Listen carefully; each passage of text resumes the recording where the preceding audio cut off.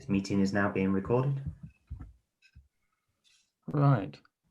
Well, good evening, everyone, and welcome to this meeting of Boston Borough Council's Corporate and Community Committee. Councillor Woodliff, we're not quite there yet. Just bear with me 1 sec. Oh, I'll wait. I'll wait for your instruction. I can't see myself on the screen, so normally is that how it goes? I don't know. We're now live on YouTube.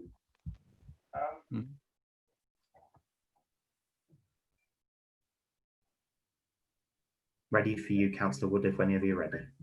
All right. Thank you. Thank you very much. Thank you, Jason.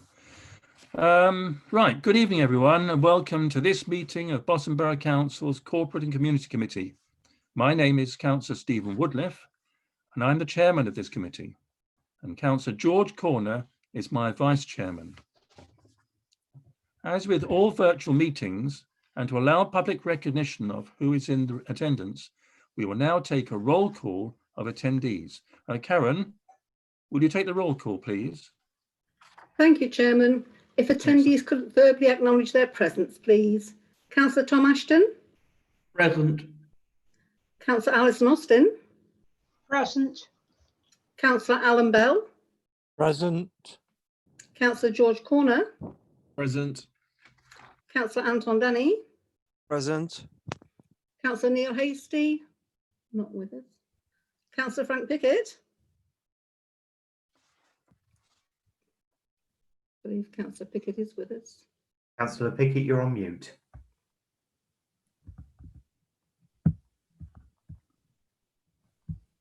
Yeah, present.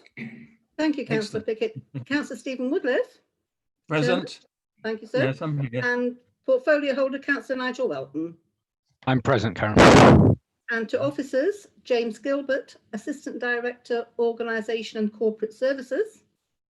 Present, Karen. Thank you. Andy Fisher, Assistant Director, Assets. Present, Karen. Thank you. And myself, Karen Rist, clerk for this meeting. Thank you, Chairman. That concludes the roll call. Right. Thank you, Karen. We will now move to part one of the agenda, the preliminary items. And the first one is to receive apologies for absence and notice of any substitutions, if any. Yep.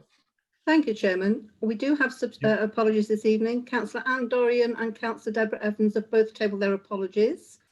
And for confirmation, Councillor Alison Austin is in attendance this evening. She's substituting for the vacant independent seat. Thank you. Thank you, Karen.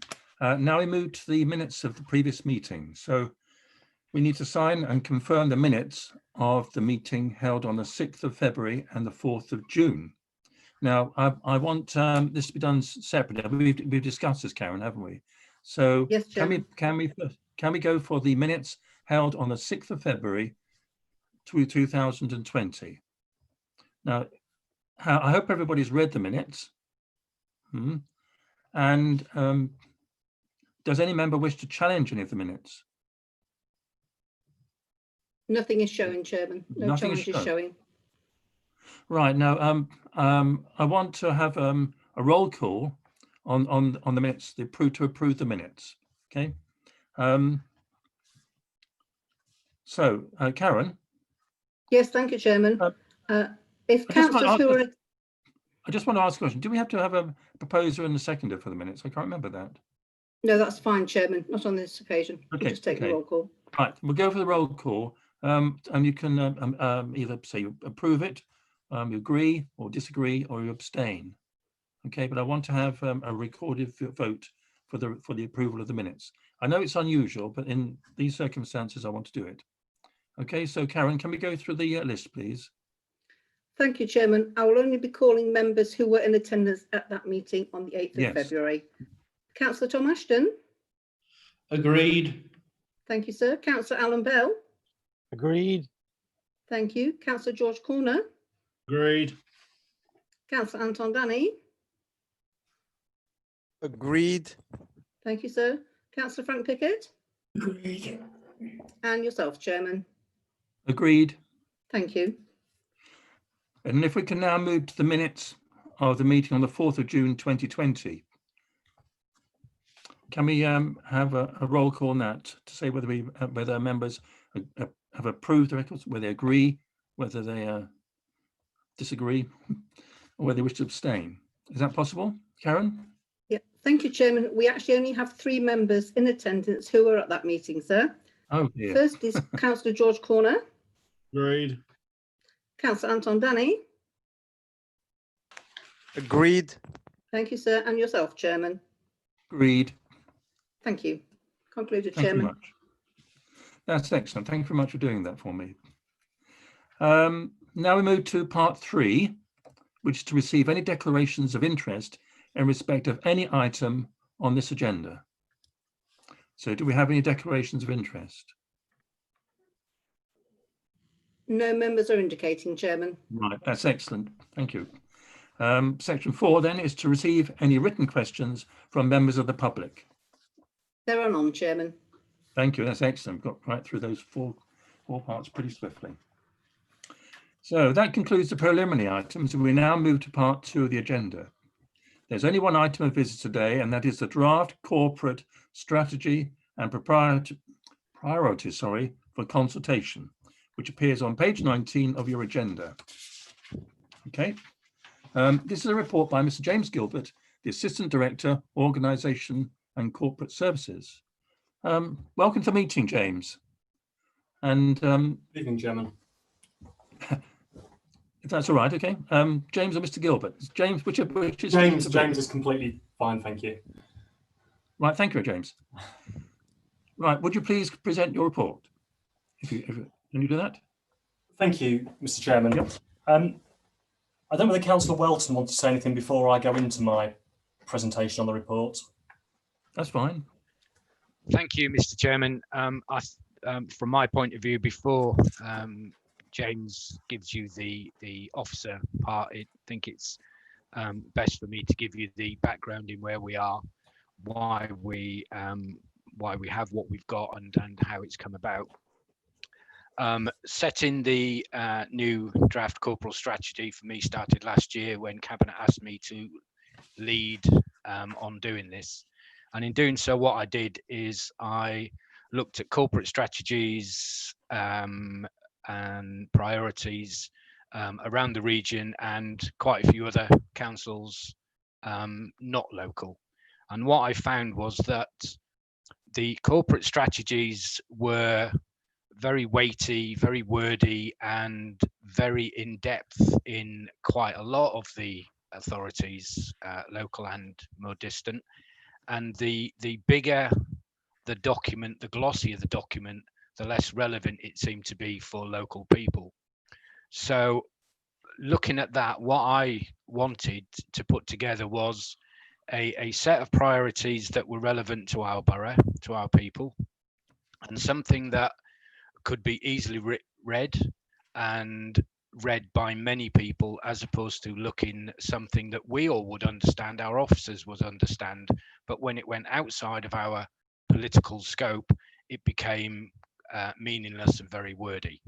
So what we put together was the basis that there was one priority, and that one priority was the people we represent, the people that live in our borough, and the people who live, work, and enjoy our borough.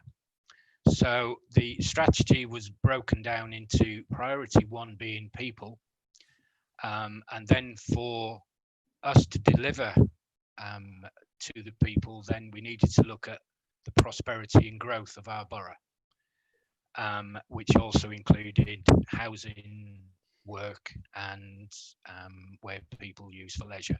So that was the second priority.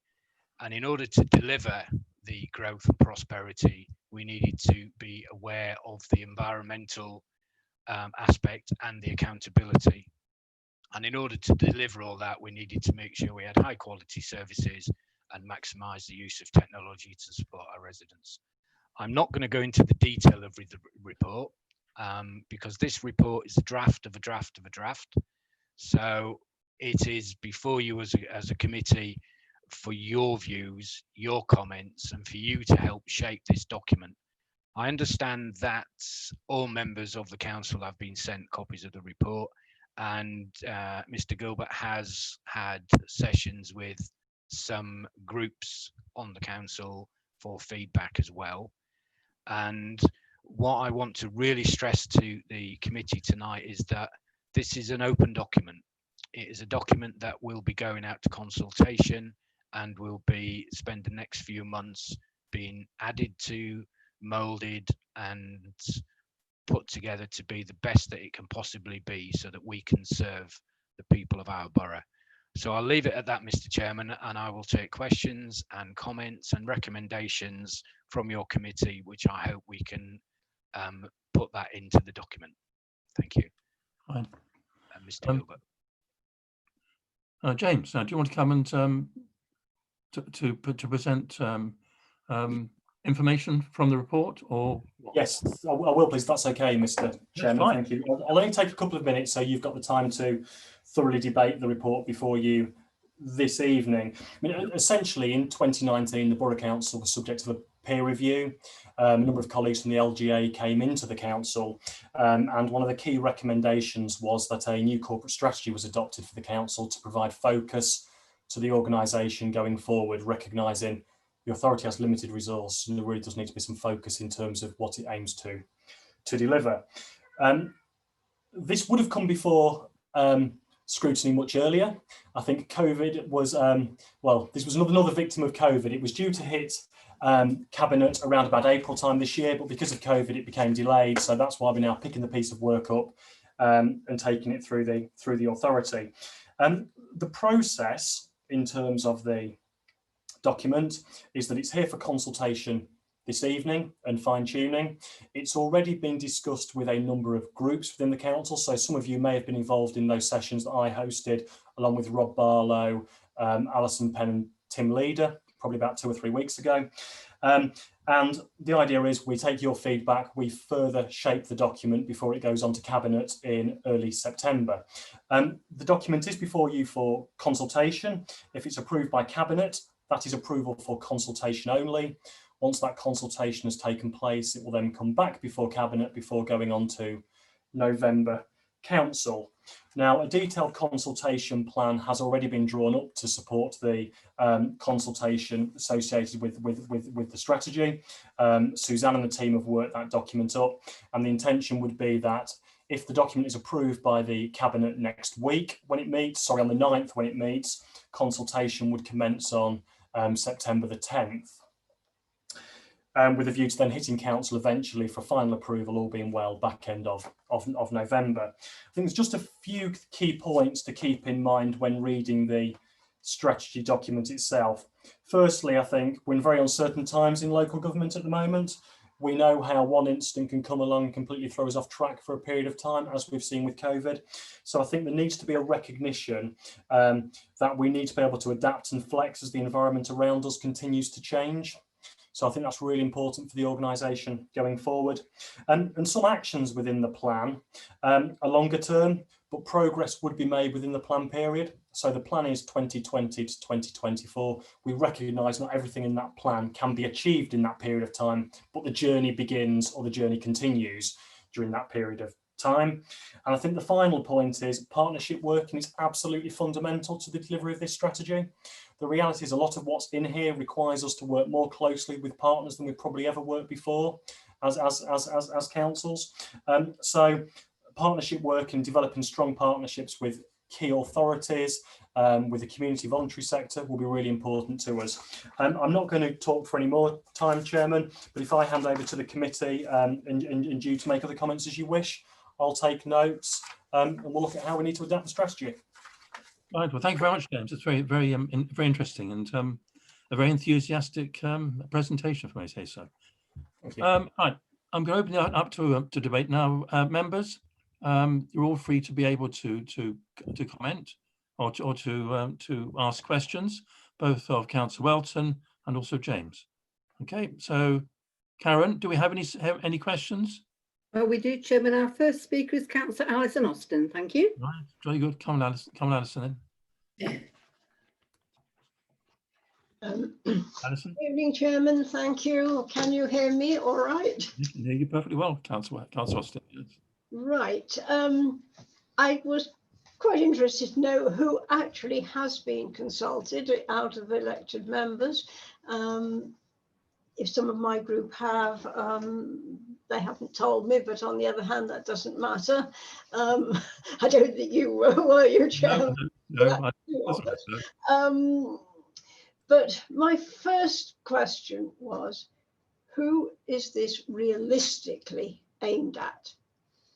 Because is it going to be the residents? Do our residents honestly sit down and read a corporate strategy? Isn't it possibly, I'd like to suggest, more likely to be read by maybe a prospective staff member, someone thinking of employment? And to me,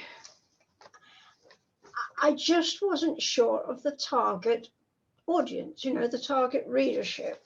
I know that Councillor Welton has said, oh, well, we want it to be for the people.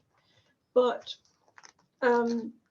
even so, it is about us, and it is the impression that we want to put forward about the actual, about Boston, about what we want for it, and about the situation now and what we're going to do. Can I go on for a bit longer before you stop me? Of course. I wouldn't dream of stopping you, Councillor. How long were lessons? Right. I've no quibble with the actual 4 priorities. To be perfectly frank, as this will be the 4th one I've seen, the priorities aren't that much different from what we've had before, except the environmental awareness has come on now. But and we're talking more about technology, but really the people, the place, the prosperity, that is there every time. So it's just how it works from there. Now, I have some serious issues with some of the actual wording and the manner in which it is written. And I'm really, really sorry if that's the teacher in me coming out, because as we know, I wasn't an English teacher. But the first thing I read about Boston, the place, Google. Oh dear, please, do we have to use that? Couldn't we have something slightly more generic? What happens if Google, explodes or something awful happens to it in the next year or so and they're utterly disgraced? Please, couldn't we change that opening word? It shouts at me. But in my mind, I still think it should be a serious document, and it mustn't be a dumbed down glossy brochure.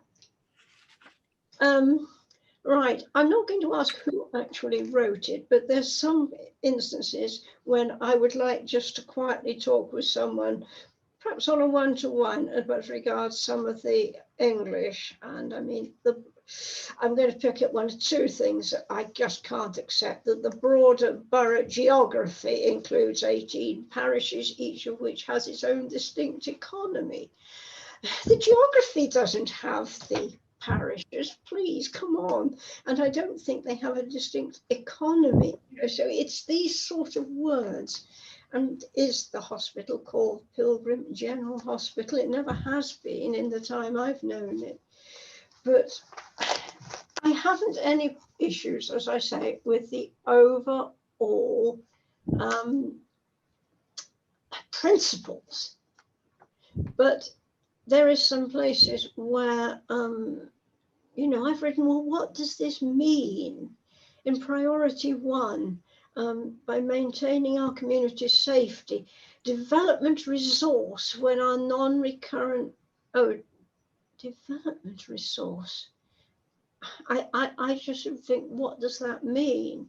And then the last of those 4 bullet points, improved infrastructure such as transport network and the associated traffic management.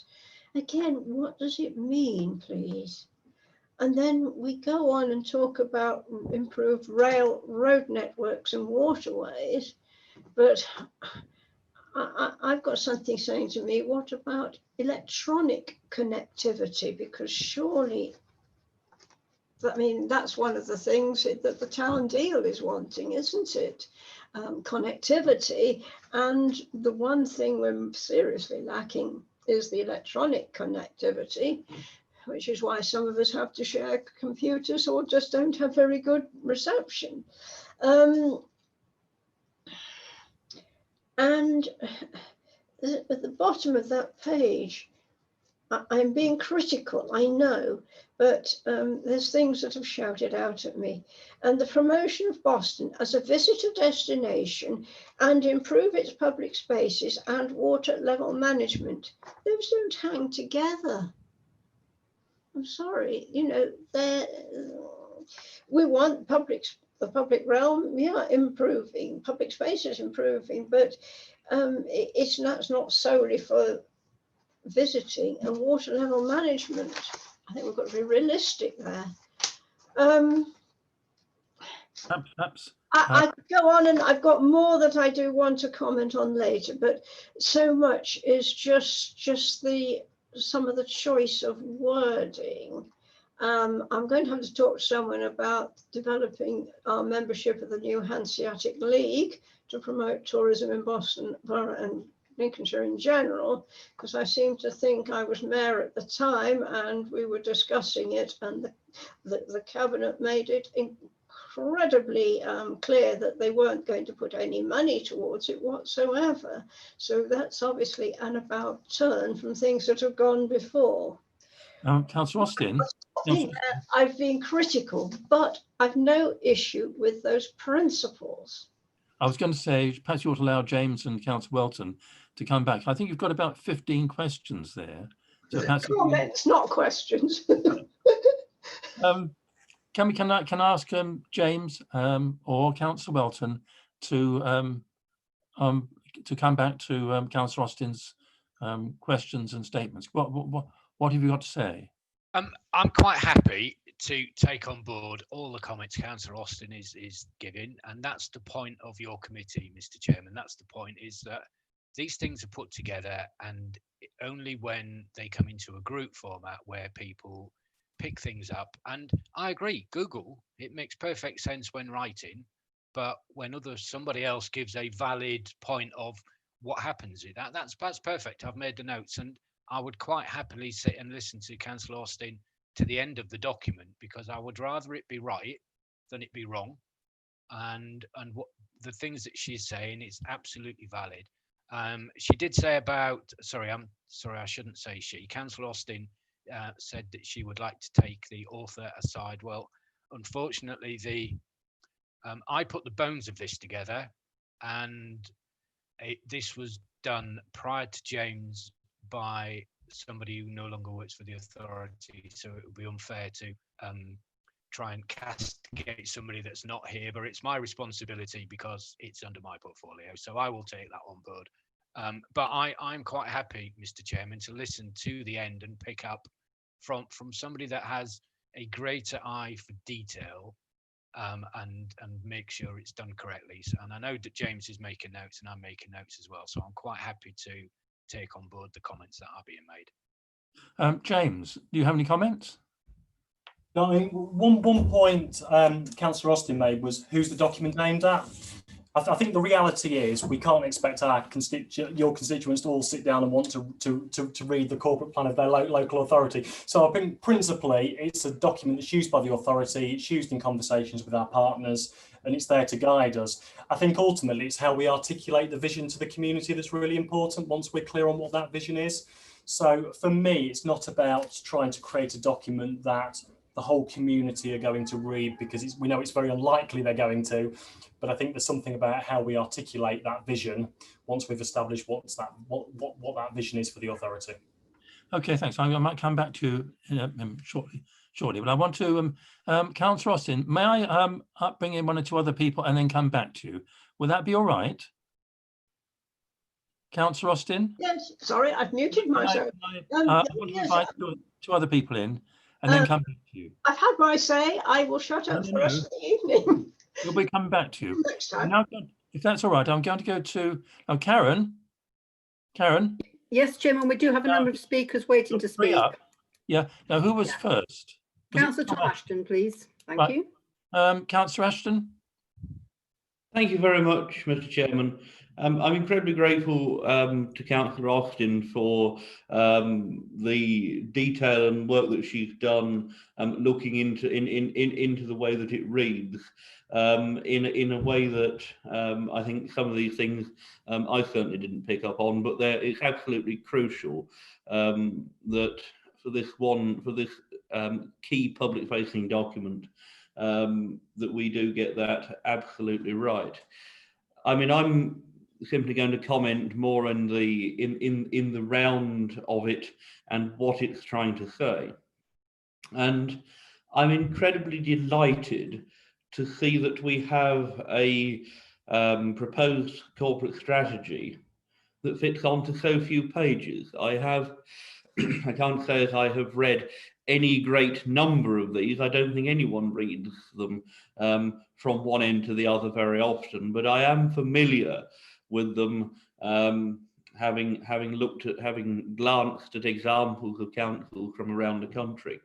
And I think it's absolutely true that the vast majority of corporate strategies devised by councils sit and fester on a shelf somewhere or clutter up the foyer. And say an awful lot of words that mean very little. And I'm very pleased to say that actually this document appears to chance very clearly on the 4 key areas that the council rightly wishes to focus on, that the council rightly should focus on over the next 4 years or so. I'm really pleased to see that we have the carbon reduction plan securely in there. I know that's something that members have raised and have pushed very keenly, and to see it put at the heart of this document, I have to welcome that. I'm the section on sustainable economic growth. I mean, these documents, they need to be aspirational, they need to relate and be relevant to the people that we serve and the area in which we live and serve. And I'm pleased that it does have useful way markers. And as I say, particular compliments on the sustainable economic growth section, promoting bottom potential. This is exactly what the sort of thing that we should be doing as a council. And again, I'm really pleased to see it right in there at the core of this document. I mean, I have said for I mean, some people maybe be fed up of me saying this, but actually Boston is a great place to visit, but also it's got a huge potential to be marketed as a great place to come and live. Yes. With our fantastic, it is a genuinely magnificent market town with grammar school education, on tap, all of these things that, if you're in the south of England, you're literally fighting over houses to get into that kind of catchment. So, no, there is a lot that we've got going for us, and I'm pleased that this document picks up on that. And as I say, I'm very grateful to Councillor Austin for having picked up on some of the detail of it, whereas I suppose I've perhaps been a little bit too focused on the feel and the overall direction of it. I mean, I would be confident that should we ever choose to post this out to every single one of our residents, then they would be able to read it and they wouldn't think, what on earth has the council spent 6 months or a year or 18 months?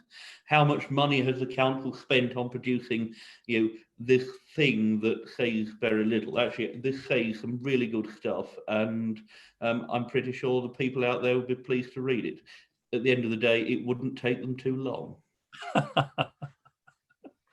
Thank you very much indeed, Councillor Ashton. I like the last part. It wouldn't take them very long. I think it's a key aspect. Thank you very much indeed. Karen, who's next? Is it Councillor George Corner, Chairman. right? Councillor Corner, Councillor Corner. Thank you, Chair. Councillor Ashton and Austin there already covered a number of points that I would have liked to have brought up, but to echo their statements, I think it's it's very difficult to balance a document which needs to be thorough at the same time, as appealing to as many constituents as possible at the same time. So it's very hard to find a document which all constituents are going to enjoy or read without skimping on the detail. So it's not not an envious task to do that. So I guess balancing the feel with the content is something that we're going to have to review. I was like Councillor Ashton. I got more caught up in the feel rather than the actual the writing. But with a closer eye, there's one thing I would like to pick up was on which page was it here? Just bear with me. No, carry on. You carry on. 25. After it mentions so the third from bottom paragraph. Other large employers include Boston College and NHS Pilgrim General Hospital. There is a consistently low employment rate in Boston. I think it's missing an "an" in front of that, I hope. So that's just the one that stood out to me. I agree with the Google comment. Sort of general search would be far better. People have got opinions with Google. And there's a few other ones as well. But again, like Councillor Welton said, it's a draft. It's meant to be reviewed. Yeah. It's meant to be worked on. Otherwise, what purpose do we serve as a committee today? So those are my comments there. Right. You completed your comments, Councillor Gorner. You have, right? Okay. Thank you very much. Thank you indeed. Thank you. Now, Karen. Chairman, Councillor Danny is next. Thank you. Yes. Councillor Danny. It's your floor. Hello, Mr. Chairman. Thank you for giving me the opportunity to talk. I will talk. I think I will be more, not criticizing, but I will be critical in my talk. And Good. the reason why I'm gonna talk like that, because I'm a resident of Boston. I have a business in Boston. Yes. I am every day walking to my business and walking back to my home. And I see things, and in my business, I have been gifted with the opportunity to meet different kind of people. I have met people from Isle of Wight lately who moved to Fishtoft. Is a family, very nice family. I met people from Leicester, from Sheffield, Kent, Ipswich, Kings Lynn. So I have a lot of people coming to my business, and we talk about Boston. And as I stated before, in my first sentences, I will be very critical. I have never been consulted with anything to do with tourism. Bear in mind, I speak 6 languages. Bear in mind, I have a great experience for 30 years in business and tourism and services. I worked in the highest places in this country, and I provided the highest people of the world with a great service. The likes of Steven Spielberg, Lionel Richie, Armani. I meet these people personally, and I know what I can give and what I can do. But unfortunately, I've never been consulted on anything to do with tourism. But believe you in me, if you give me $250,000, I can turn Boston to a gem. And I know what I'm saying, and I know what I can do. Because small things to please people is easy to achieve. But unfortunately, when I read all these mass papers and I look at the strategies, legislations, and all these extravagant words, which is political words, and it makes you so you have so much knowledge about what you are talking about. But the core issue here, we need to be in touch with the reality. Okay? Boston, it does have a negative side to it. We all talk, since I'm gonna start since I was elected as a mayor, as a councillor first. I was shocked to see that everybody talks about Boston as an historic town, as a beautiful town, as something which is you will never meet in your life again. Now, the reality of it, since I've been elected as a councillor, for the last 5 years, coming to 6, Boston is not doing anything. Our tourism industry is failing. This is a fact. We're not getting a lot of footfall of tourism in town. When we talk about the stamp, the marketplace. It's a beautiful market town. Okay, what else? What else have we created in Boston? What else have we taken on our hands and get the adventure of doing something visible, something that people can see? I will tell you, I moved to Boston 2011. There is nothing I can see. We have to recognize something. Boston is a historic town because the people who built Boston 5 centuries ago, 7 centuries ago, this is the people who made the history. Are we now in the position of making history? We didn't. We are still fighting. Now, when I look at this document and we talk about tourism, what kind of tourism have we adopted in Boston? We are a town which is, if you need to go to Skegness, you have to pass through Boston. Have we created something for these people passing to Skegness to stop in Boston? I don't think so. We have John Adams Way, is a gridlock most of the time. When you get to Boston, you see the river and you see the skeletons of the old boats lying down in the mud. That's all you see if there is no water in the river. And that's not a beautiful sight. Have we done something about it? When you cross the town bridge, you see chairs and trolleys in the river. Have we ever thought about cleaning the river and make it nice? I suggested once on BTAC that we need some nice lights on town bridge and probably an arcade to welcome you to the marketplace. Yes, it's a great idea. Have we done it? It will not cost a lot of money. No, it hasn't been done. And I do feel sometimes that our officers, they're ignoring the fact that there is some talented councillors on board. They should be consulted and be in the meetings. We don't do that. And I think we just brush everything. Yes, it's nice. And we go forward. Now the plans come in for the £750,000, which is a grant from the government. We read the document last week, 200,000 to be spent on a church, because we're going to create. Then we have some for the PE 21. The PE 21, as anybody knows, and people who lives in Boston before me, it has been going for a long time, and we're spending more money to study it. I can tell you, Mr. Chairman, with the money we spend on PE 21, I will move the bus stop to the parking of Church Street, and I will make a bus stop there, which will not cost me a lot of money, because it will have George Street, James Street entrance, and Church Street at the back. We have a public toilets there already, and that old bus stop with the £50,000, you can turn it to a nice walk with some trees and flowers, and that will look beautiful. We don't need to study PE 21. We can make changes. Studying, I think it takes a long time. Knowing our red papers and red tape, we go on and on and on, but the action is not there. And unfortunately, I'm not cross, but it does make me angry. If you need to do something, you have to do it. Let's stop talking about we have to do it 6 months, 7 months, and things are vanishing. People in Boston have lost faith in the council. And I do remember before I became a councillor, 2011, people told me, well, you moved to Boston. Boston is it's not a nice town. But when I became a councillor, I took the oath and I took the determination to talk to people and be part of the community. And I say, we have to change Boston. Now,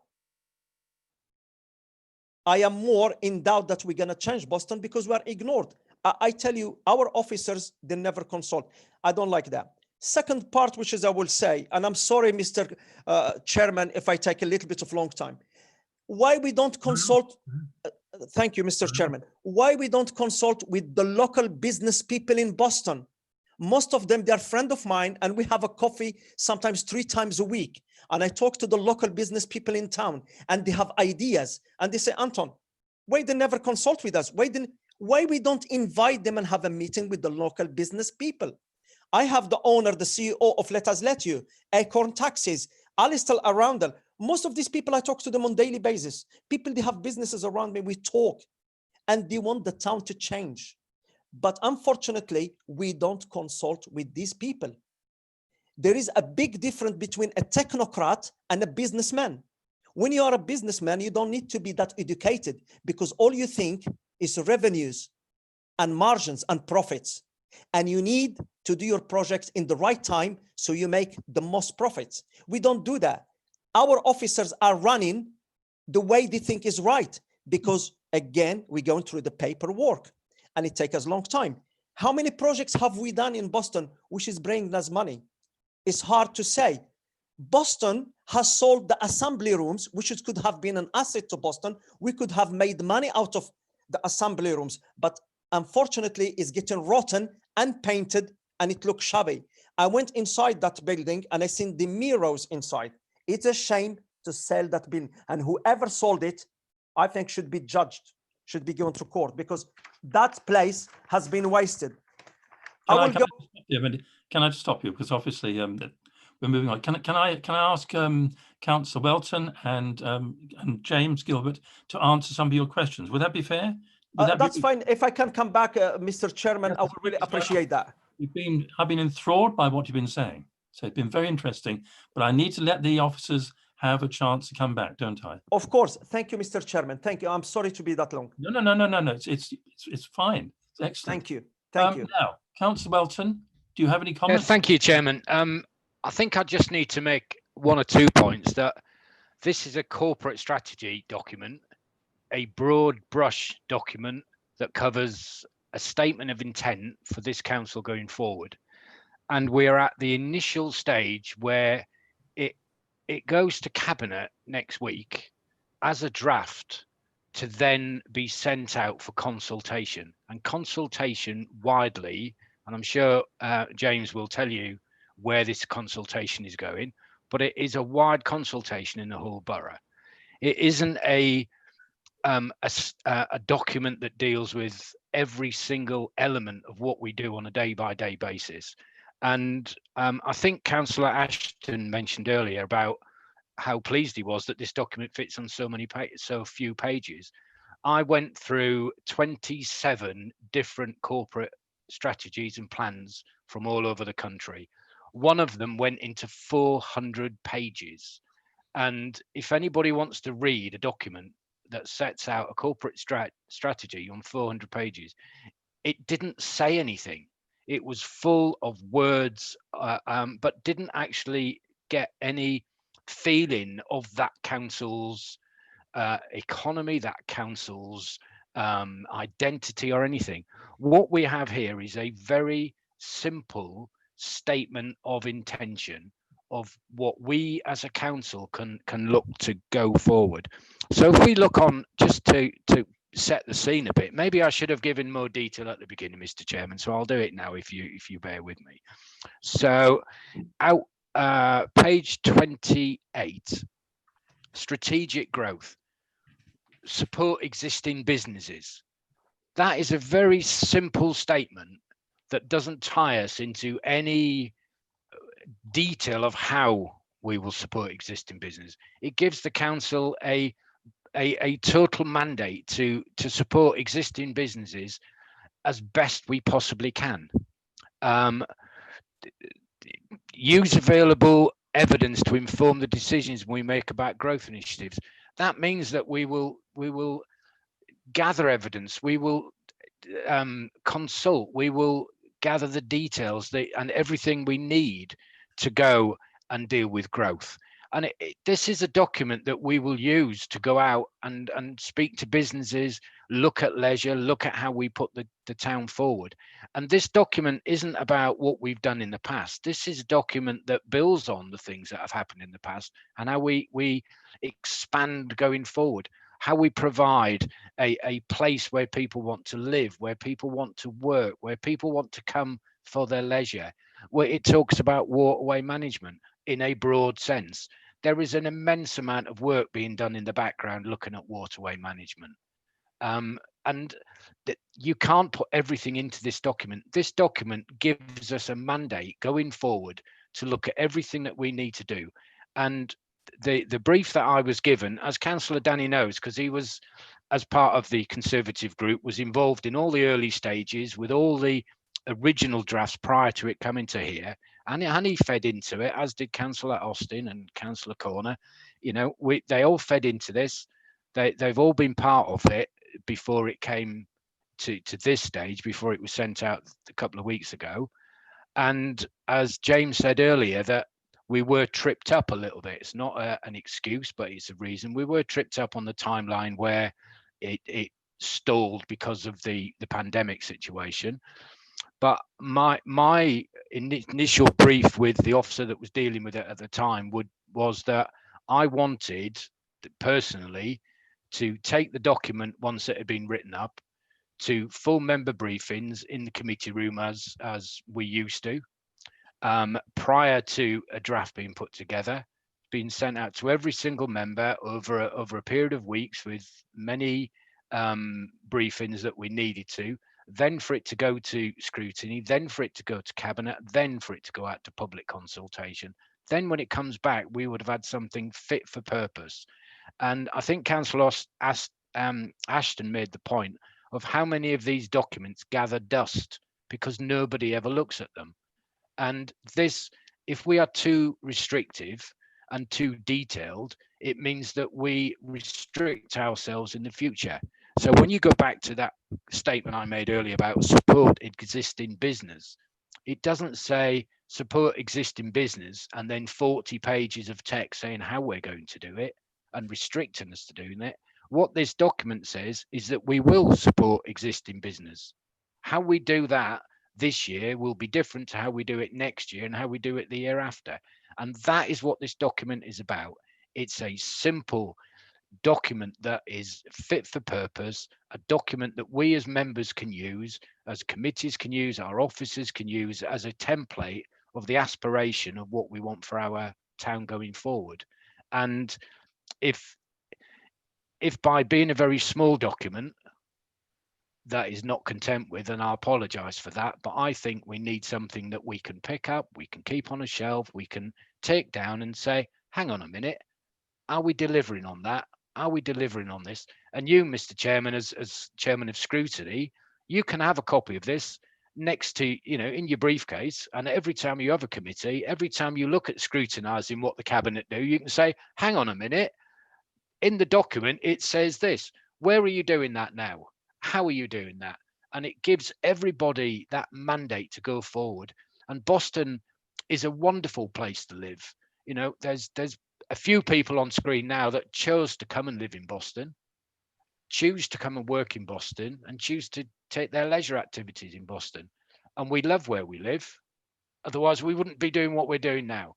But what we want to do is make it better. We want Boston to be bigger, better, brighter, more prosperous, better housing, better leisure facilities, better growth, better opportunity for employment, better education for our children. That's what we want.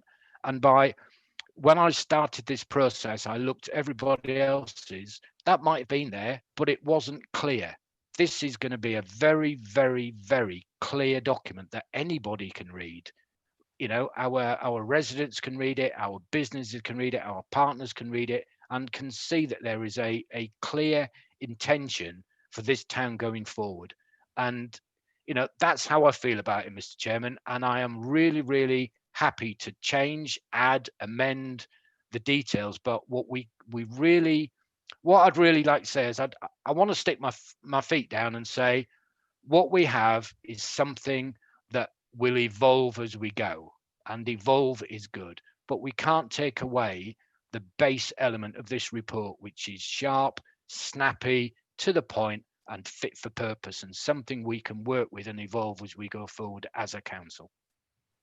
And I'm sorry if I haven't answered any questions, but it's what it actually is. We can change commas and we can add words and we can deal with the grammar. That is very simple. But if we change the concept of what it is, then that, I think, we'll be in trouble. But I'm guided by you, Mr. Chairman. Well, thank you very much indeed. Actually, it's the committee that holds the cabinet to account, not the chairman. The chairman is the servant of the committee. That's what the committee asks. Yeah. I was looking at you when I said it, Mr. Chairman. All right. Can I ask James? Do you have any comments? you have any No, I comments? don't think I've got anything further to add. I think Councillor Welton's covered a number of points there that Councillor Danny raised. So no, there isn't anything in particular for me to add, I don't think, other than just to echo the fact that it is a very high level document that becomes a framework for us to hang the rest of the council's activity off. So it's not a detailed document. It's there to provide some structure and framework to the organisation. Okay, thank you, James. Councillor Austin, and come back to you. Whoops. Oh, I am unmuted. That's all right.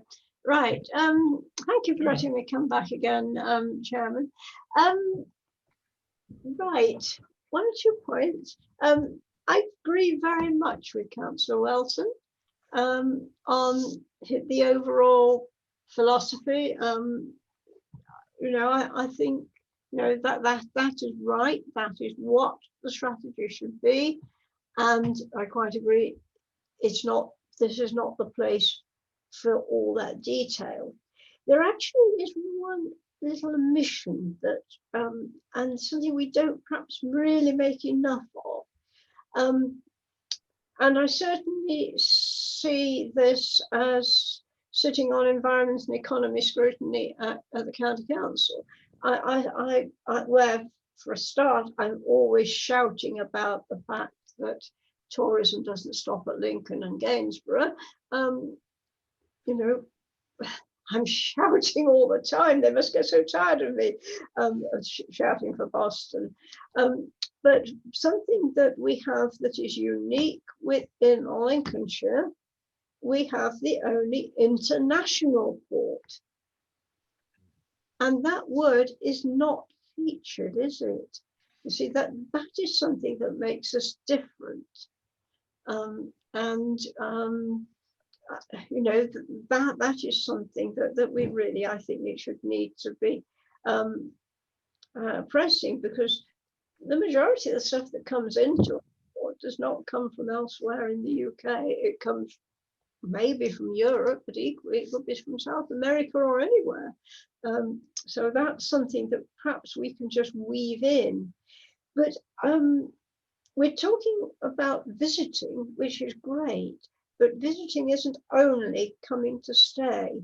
Are we emphasising sufficiently the role of Boston, as it still is a regional sub-centre, isn't it? It is where people, I know shopping habits, all sort of habits now of people are changing. You know, I don't go into a bank, I must admit, from 1 year into the next. I do it online, but we still want people to be coming into Boston from the, I don't know, a 30-mile radius even, don't we? As well as the people who are literally visiting Lincolnshire. Visiting to stay. So can we somehow emphasize that a little bit more, do you think? Because, you know, when it says as a visitor hub for the area, can we strengthen that a bit? Can we perhaps boost it? There was one other thing.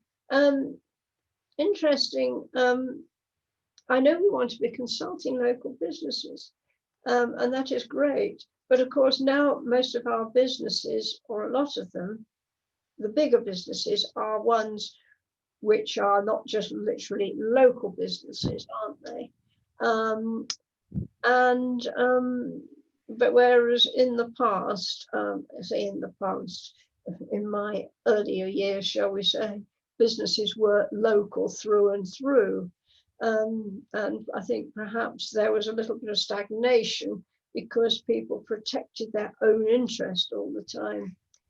I'm not most local people, and I suppose I have to call myself local. I've essentially lived all my life within a close range of Boston. But Boston was not, it was not rosy back when I was a child, you know. It certainly wasn't, you know, all sorts of awful things went on. So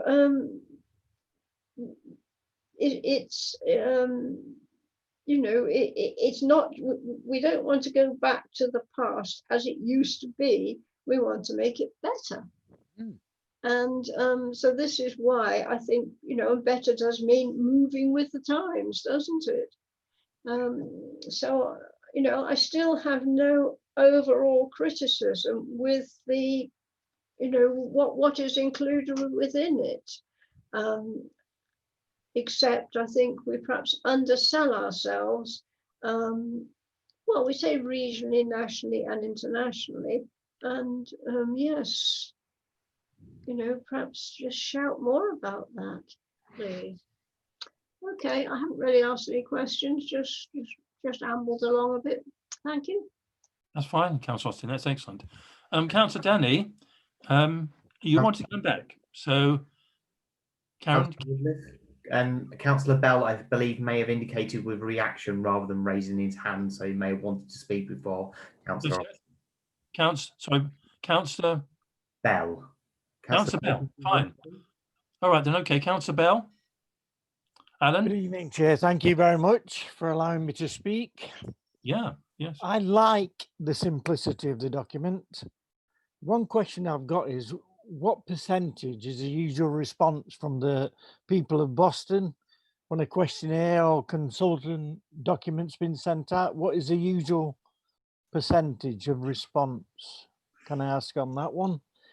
And the other, I think the artistic license was at work, and we're thinking of page 27, where it says Boston is diverse and vibrant town to explore and discover with a range of quality national and independent shops, wonderful dining experiences. Well, it's definitely got a unique history and heritage. I am one of those people that Councillor Welton talked about. I came over here. That was my choice to come over here. I think it's a wonderful town. I really do. But as our mayor has said, not enough consultation with the people that work in it, own the shops, is, to me, is done. Because I did speak to one or two of my residents this afternoon, and I asked them to give me a little list on the shops that's disappeared. And of course, they quoted M&S, Aldridge, Clinton's, Bon Marché, Claire's, Clark Shoe Shop, Games, Bright House, the fish market under the assembly rooms, and one of my favourite restaurants, Golden Dragon. They were quick to tell me what we'd lost. And Edinburgh Bull. Edinburgh Bull. Indeed. They were quick. The list is endless. I've got about 40 shops on here, and they were quick to pick it up. But I'm firmly behind the mayor that we need to consult with the business people more. I know Councillor Welton's told us that it's an open document, and I'm glad about that because it's a need. We need to consult with the people who's got the business in town. And if somebody could answer me that question on what kind of percentage response we get, I would appreciate it. Thank you, Chair. Right, thank you, Councillor Bell.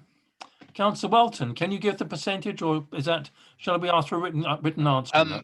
I think we'll give you a written answer. In fact, maybe Mr. Fisher would know quite quickly, but because we have done some consultations on various other things over the last year or so. But my understanding on most of the consultations we do, the response is very, very minimal, extremely minimal. But we can. I think we did one recently. I'll have a look and see if we can go back over the last couple of years and see what kind of figures, and we can send that out to you, Mr. Chairman. You can circulate it to the committee. But my recollection of all the consultations we have done is absolutely minimal. And how we consult going forward, I think we should ask James to do that, because he has wrote the consultation plan, and maybe a little bit more detail on what we intend to do with this document would be helpful. But we consult after, and this is what this meeting's about, and about Cabinet week after next is about agreeing a draft in which it can go out to be consulted on, because you have to have something to consult on, and that's where we are. So can we hand over to James, give us an idea of what the consultation process will be for this document? Okay, James. Thank you, Mr. Chairman. Just to pick up on the point a second ago about what kind of response rate do we get to consultations, it very much depends on the topic. So I have run consultations, so devolution in 2016. I ran that consultation on behalf of Greater Lincolnshire. There were over 1 million residents and we got 4,000 responses to that consultation. I ran a consultation 3 years ago on the future of the livestock market in Louth amongst East Lindsey residents. We probably got about 6,000 responses to that consultation, and that was amongst East Lindsey residents. So the reality is it depends how sexy the topic is to some extent. And the reality is we're not going to get big numbers of responses to this consultation. What we are going to do is promote it as much as we can and encourage responses to the consultation. And I think that's where we really need your help. So Councillor Danny alluded to kind of his connections in the business community. If you can help us promote this into the business community through those connections and encourage those people to take the time to submit their views to us, we can consider them views in forming the final iteration of the document, which will then be presented to council.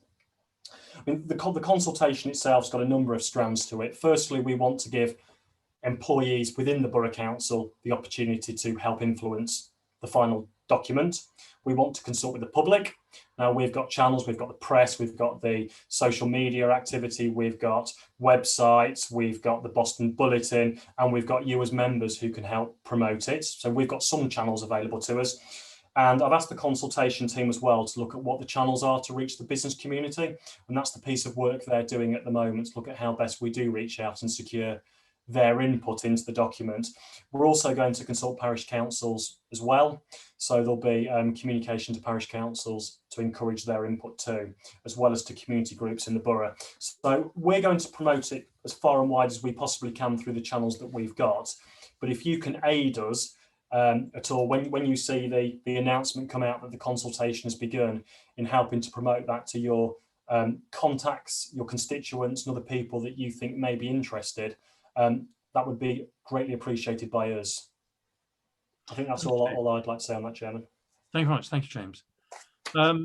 Right, Councillor, well, I had a note come up from Councillor Ashton about your power down. Is that correct, Tom? Thank you, Mr. Chairman. I was just going to give my apologies if I run out of battery in about, according to my indicator, about 10 minutes' time. Right. Oh well, I'm sorry to hear that. Yes, I mean, obviously we don't want to lose you, but you know, if the battery goes, the battery goes, doesn't it? There's nothing we can do about that. I just thought it was courteous to send my apologies in advance, Mr. Chairman. Oh, it's very kind of you. Thank you very much indeed. Thank you.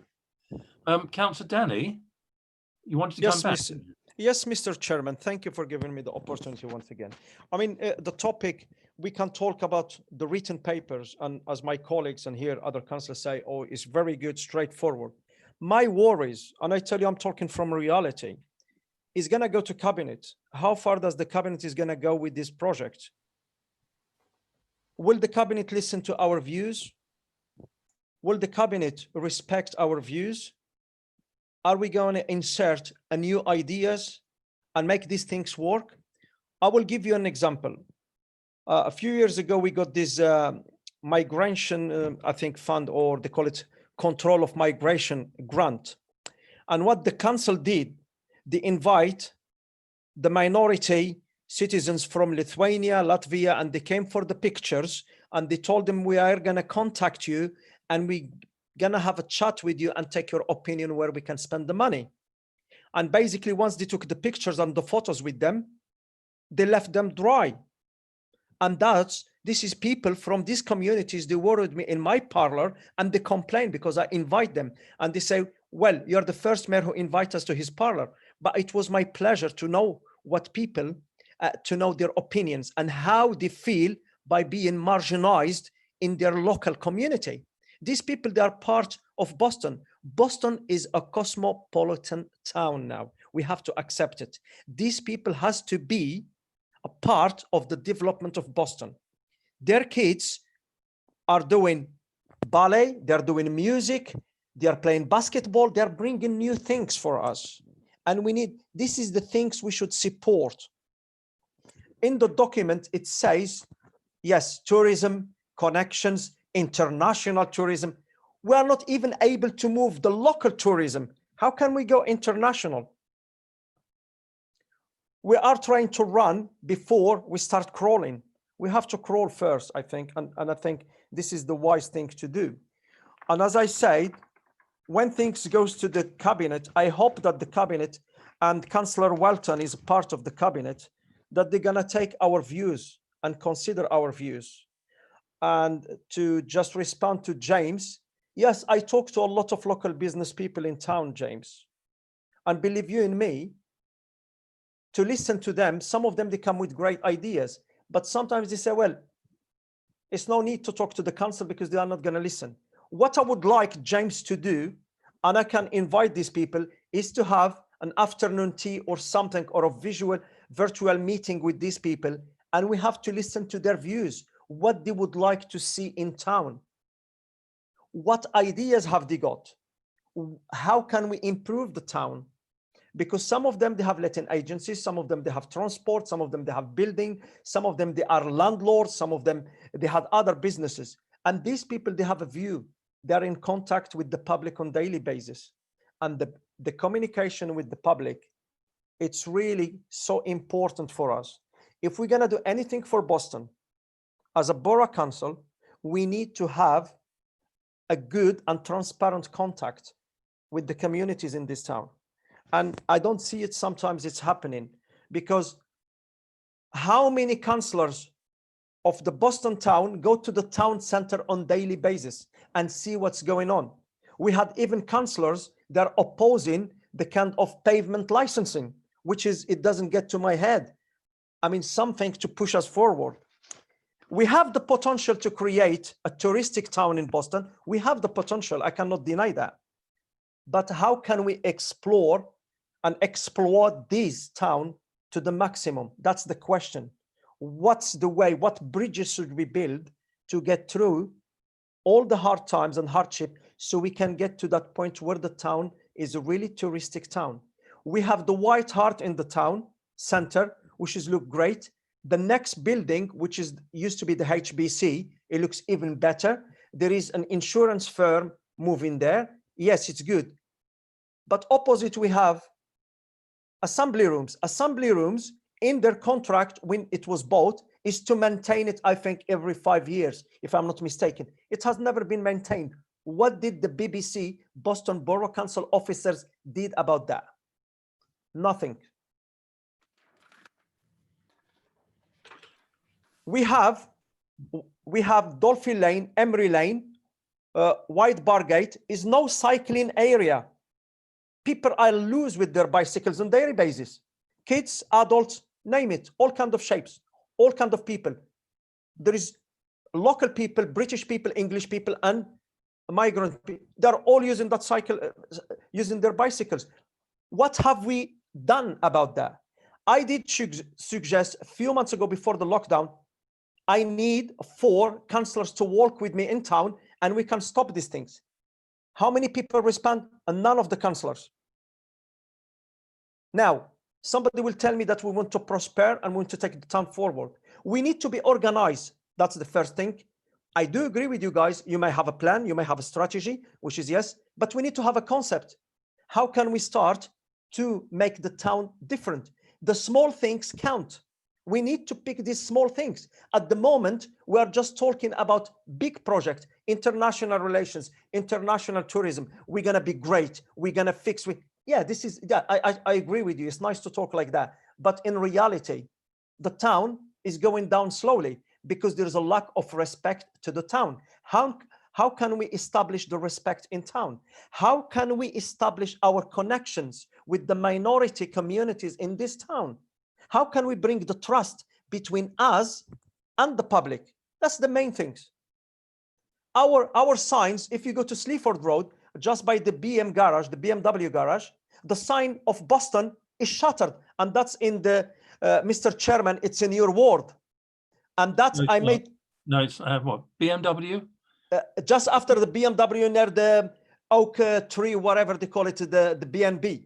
There is the Boston sign, and it's all shattered and broken. Right. That one, I did a complaint, I think, to Phil Perry, in one of our meetings of BTAC. They said they're gonna rectify. It hasn't been done. So as a person coming to Boston, first impressions count. What's our impressions? Gridlock on the roads, cans of beers everywhere, people cycling in lanes where they shouldn't be cycling.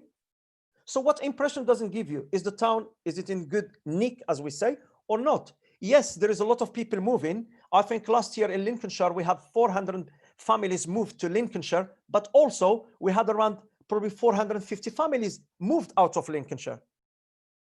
Yes, I will admit there is a lot of families moving to Boston. A lot of people, they like the town. But after a week, they change their mind because the town is not giving them the image they wish for. And as I said, we have to start with the small things. I think the town should be well organized, better presented. I mean, I will come back. Yes, sir. Yes, Mr. Chairman. Just one thing I want to come in. We must be clear that we speak on part of the borough and not just the town. I think I accept all that you say about the town, but we must remember that this is Boston Borough Council and we represent the entire borough. That includes Wibberton and Curtin and Swineshead and Wrangle and so on. So whilst I'm very sympathetic to what you say, I am also concerned that anybody listening in might think that all our concern is for the town. But we must remember that we are a committee that represents the entire borough of Boston. It's a problem, isn't it? The town and the borough have the same name. So we must be careful here that we are looking at the prosperity of the entire area under Boston Borough Council, which does include, of course, the villages as well. It's very important to do that. Otherwise, you know, we were not fulfilling our duty, are we? I totally agree with you, Mr. Chairman. But when you talk about the health of a person, you talk about his heart. Well, if the heart is strong, then the rest of the body can manage things. Our heart is the Boston town, because when people move to Fishtoft or to Old Leek or any surrounding areas or Curtin, they will come to visit Boston because that's the main town. We're talking about the surrounding. If we make the town better, that will reflect on our villages. Our villages so far, they are better when you go to them probably than the town center.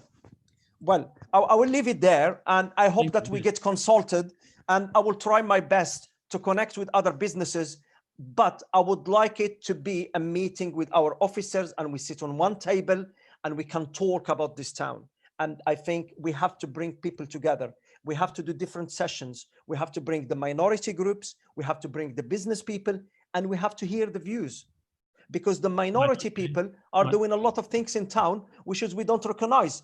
As Councillor Austin, she has been a long time ago invited to Lithuanian Christmas party, and I was invited. I was very lucky last year, and I promote them dearly. And what I found out, it was incredible what they do. Dancing, winning awards around England in breakdance. Kids are doing fantastic things. There is a musician who is from a Polish background. So it's Danny. Thank you, sir. I must talk to you, otherwise it becomes a one-person meeting. And sorry about that.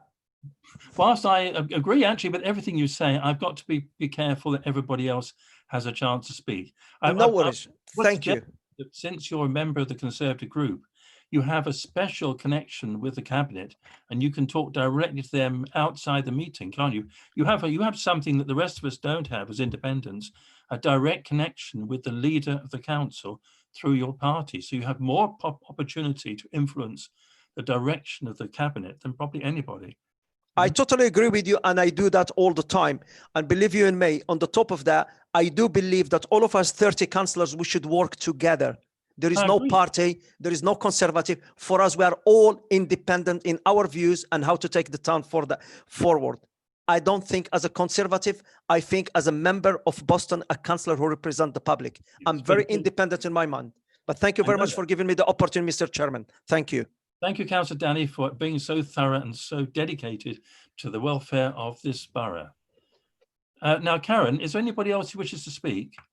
Chairman, Councillor Pickett has indicated to speak, and for confirmation, Councillor Ashton has now left the meeting, sir. I understand. Well, he did give us apologies. I do understand his situation.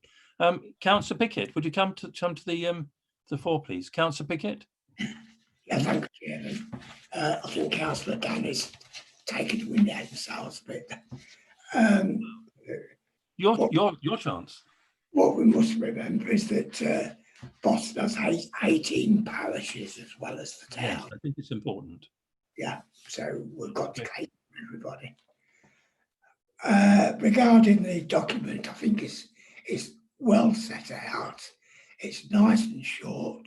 People are going to read it and they're not going to bin it as soon as they get it. So they can see what we intend doing. And I'm sure we should do as many as possible. I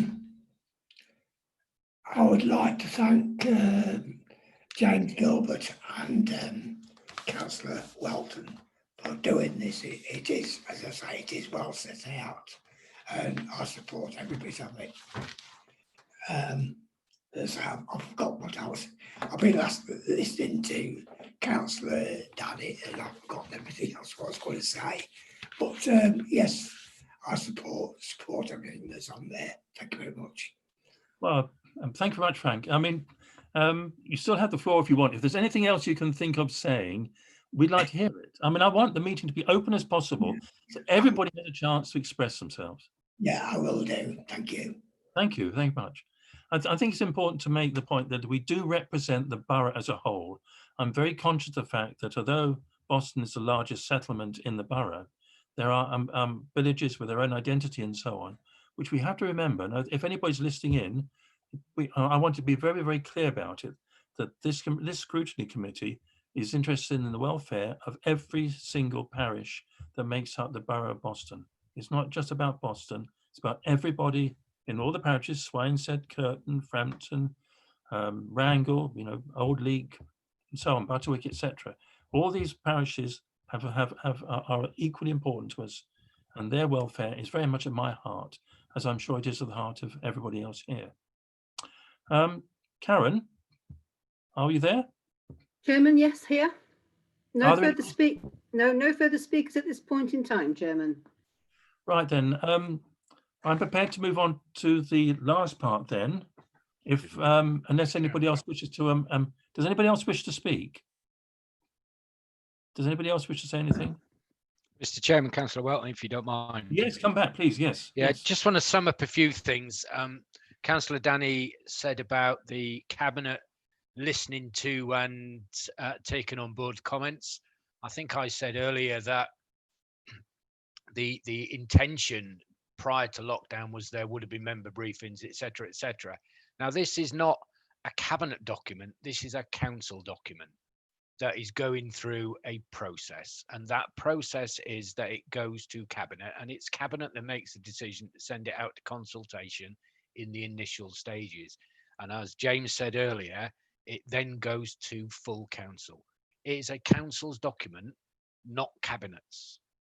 And the fact that we've already had, in my group, we had 4 separate meetings, initial meetings prior to this being put together and taken everybody's on board.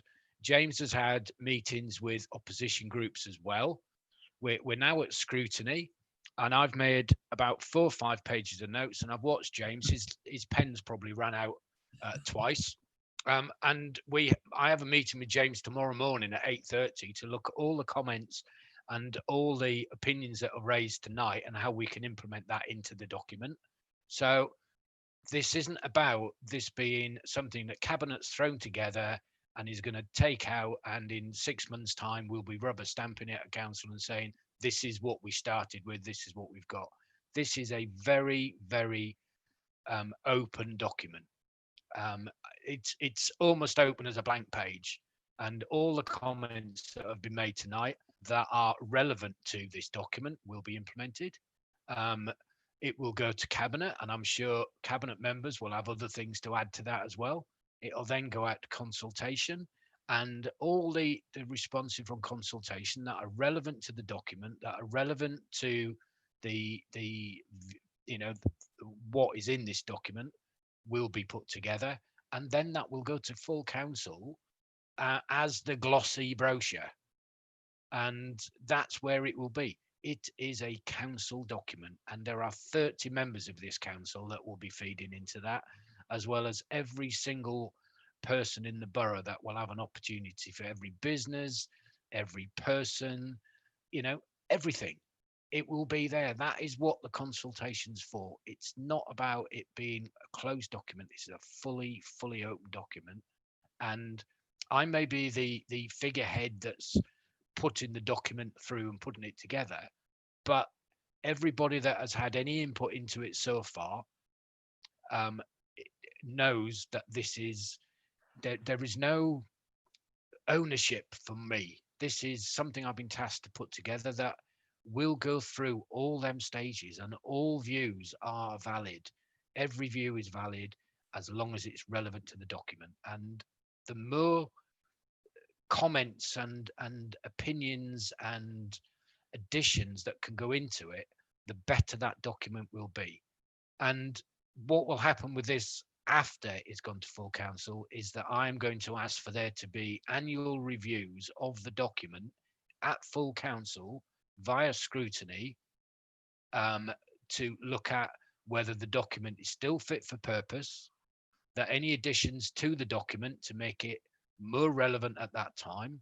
And I think, as we've seen over the last 12 months, things in this country have changed massively and very, very quickly. And I think that this document needs to be as valid at the end of the time frame as it is at the beginning of the time frame. So that is my commitment, Mr. Chairman, that we can do that going forward and keep it as open as possible with all the consultation as we can possibly do. Thank you, Mr. Chairman. Thank you, Councillor Welton. I'm just going to make a point, actually. I'm very much aware of the fact this has been quite a long meeting, and I'm very conscious that Karen will be actually writing up the minutes for this. So this is quite an extensive piece of work for her. I would like it to be short, to be clear that she's not put under any great pressure to produce them too quickly, because I understand you've got a timetable ahead of yourself, but I'm very conscious of the fact that she's working late tonight, and I wouldn't want to think that she has to provide these minutes, I know, for 10 o'clock tomorrow morning or whatever. I think it's very important that these minutes are given time, and she's given adequate time to be able to produce the minutes at a reasonable within a reasonable time period. Yeah, is that Mr. Chairman, all of the minutes from this might not be done quick enough for the report to go to cabinet, but when cabinet for the papers to go out in time for cabinet, but when it comes to cabinet, it will have that report in it, and this is recorded, so we can use the recording of this meeting. Yes. Myself and James can do that tomorrow morning. We've got extensive notes. We'll pick up as much as we can, but we can clear that up as we go through between now and cabinet sitting. Because I'm very conscious of the the weight on officers these days. We have a reduced workforce, and we're expecting more and more we can from our officers. So I'm very, very conscious of the pressures that may be on them at this particular stage. Now I can see Karen's hand raised. Now, Karen, what do you want to say? Just for confirmation, Chairman, all I'm doing tonight is putting the recommendations all together, which has been quite a few of, and I'll liaise with James and Councillor Welton, and they will have those tomorrow morning. The final minutes will be done in time to be handed out for the cabinet meeting, not necessarily when the papers go out on Tuesday, but they will be signed off hopefully prior to the bank holiday weekend. Thank you. I want to be sure, Karen, that you're not working till 2 o'clock in the morning. All right, when it's not acceptable. No, right? No, definitely not. No. Thank you. But thank you for your concern, Chairman. Thank you. I am very concerned about the staff, all staff and councillors, because we live in difficult times. Anyway, now we've effectively come to the end of the discussion, I think. It's Councillor Austin, you've raised your hand. Thank you. Can I just ask one quick question of Councillor Welton, please? Is he confident that this document will stand up all right to unitary or devolution, whatever gets thrown at us, or perhaps that is where, if necessary, the annual reviews can cope with that? That's all I want to ask. Thank you. Councillor Welton? Nigel? Yeah, I think if we put together the best that we can at this stage, which we are looking to do, and then we have an annual review, I think as things change, that review can shape the document going forward. And I think that needs to be done via both scrutinies, if that's possible. And I think whatever is thrown at us in the future, if we can keep this document fluid, then that's going to be a better thing than having a document that's printed, stuck on a shelf and left to rot. Okay. Well, thank you, Councillor Welton. Councillor Austin, do you want to come back on that? Is that what you wanted to hear? Can't hear you. I have to unmute it, Chairman. No, I was going to try and show a thumbs up sign. I was happy with that response. Yeah, there you are. I've shown a thumb. Oh yes, I think I've shown a thumbs up sign, but I don't know where it's gone. Okay, thank you. Yes, I'm happy. All right. Now, if everybody's happy at this point and have had a chance to discuss the matter under consideration, if people are happy with that, then I will close the debate and move on to a recommendation.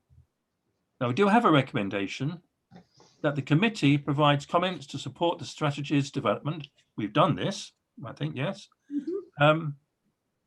Yes. So now, do I have a proposer to recommend to Cabinet that the draft corporate strategy be published for consultation? I need a proposer. So who's I'll going to propose that, Chair. That's very good of you, Councillor Bell. Thank you. And is it seconded? Do I have a seconder to support Councillor Bell? Can I have a seconder, please? I'll second it. Thank you, Councillor Danny. Yes. Oh, did I hear Frank? Yeah, yeah, I was going to say I'll second. Right, jolly good. Okay. Thank you, Councillor Peart. Seconded by yourself. So it's been proposed and seconded. So Karen. Yes, Chairman, I'll take the vote with your permission. Yes, right, off we go. Let's have the vote. Thank you. If members could answer for, against or abstain, please. Councillor Alison Austin. For. Councillor Alan Bell. For. Councillor George Corner. For. Councillor Anton Danny. For.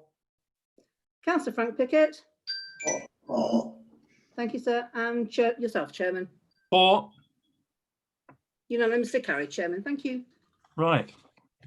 Now, thank you, everyone. That concludes our business, and I will now close the meeting. Okay, but we have something else to discuss if you wish afterwards. Okay.